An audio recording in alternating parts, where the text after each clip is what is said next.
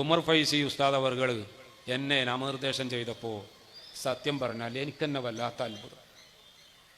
കാരണം ഉമർ ഫൈസി ഉസ്താദ്, അമ്പലക്കടവ് ഉസ്താദ്, വഹാവുദ്ദീൻ ഉസ്താദ്, പൂക്കോട്ടൂർ അബ്ദുസമദ് സാഹിബ്, ഇങ്ങനെയുള്ളവരൊക്കെ ഒരു ഘട്ടത്തിൽ, ഞാൻ അവരൊന്നും കുറ്റപ്പെടുത്തുകയല്ല, ഒരു ഘട്ടത്തിൽ അവരൊക്കെ പലവിധ അഭിപ്രായ വ്യത്യാസങ്ങളും പ്രസംഗ വിഷയമാക്കി നന്നായി സംസാരിച്ചവരാണ്.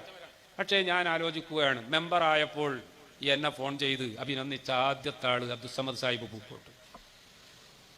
ചെയർമാനായി തെരഞ്ഞെടുക്കപ്പെട്ടപ്പോൾ തെരഞ്ഞെടുക്കാൻ പോണ മീറ്റിങ്ങിലേക്ക് ഞാൻ കടക്കുന്നതിന് മുമ്പ് അദ്ദേഹം വീണ്ടും വിളിച്ചു, വൈകുന്നേരം വിളിച്ചു, നാസർ ഫൈസി കൂടത്തായി വിളിച്ചു. അതുപോലെ തന്നെ മൊബൈലിൽ വാട്സപ്പിൽ അമ്പലക്കടവ് മെസ്സേജ് അയച്ചു.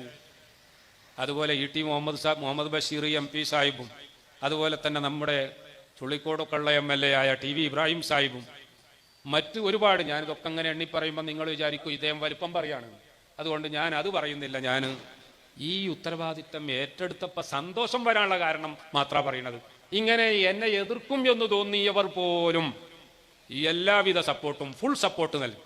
ഇന്നലെ ജബ്ബാറാജി എന്നെ വിളിച്ചിട്ട് ഞങ്ങളുടെ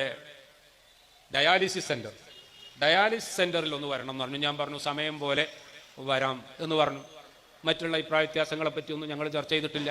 പ്രമോദ് സാഹിബ് CPM-ന്റെ ജില്ലാ സെക്രട്ടറിയാണെന്ന് എനിക്ക് തോന്നുന്നു. അദ്ദേഹം മിനിയാന്ന് വിളിച്ചു, CPI-ന്റെ നേതാക്കൾ വിളിച്ചു. പറഞ്ഞത് അവരൊക്കെ കാണുന്നത് എന്നെയല്ല, ഹജ്ജ് കമ്മിറ്റി ചെയർമാൻ. ഇത് വല്ലാത്ത ഒരു പോസ്റ്റാണ് എന്ന് എനിക്ക് തന്നെ തോന്നാൻ തുടങ്ങിയത് ഈ കഴിഞ്ഞ ദിവസങ്ങളിലാണ്. ആ നാളുകളൊക്കെ ഇതിന് ഇത്രമാത്രം വലിയ സ്ഥാനം. ഹജ്ജ് കമ്മിറ്റി ചെയർമാനായി 10-ാം തീയതി തെരഞ്ഞെടുക്കപ്പെട്ടു. 11-ാം തീയതി ഞാൻ മർക്കസിലെത്തിയപ്പോഴേക്ക് ചെയർമാൻ ഹജ്ജ് കമ്മിറ്റി, കേരള സ്റ്റേറ്റ് ഹജ്ജ് കമ്മിറ്റി എന്നുള്ള ബോർഡ് വെച്ച ഇന്നോവ കാറും വന്നു. പിറ്റേന്ന് തന്നെ ഹജ്ജ് കമ്മിറ്റിയുടെ ബന്ധപ്പെട്ട ആളുകൾ മർക്കസിൽ വന്നു. പുതിയ AS ജാഫർ സാഹിബ്, അദ്ദേഹം അടക്കം അന്ന് മർക്കസിൽ 1-ാം ഘട്ട സാങ്കേതിക ക്ലാസ്സിലെ കോഴിക്കോട് ജില്ലയിലെ അവസാനത്തെ ക്ലാസ്സും കൂടിയായിരുന്നു.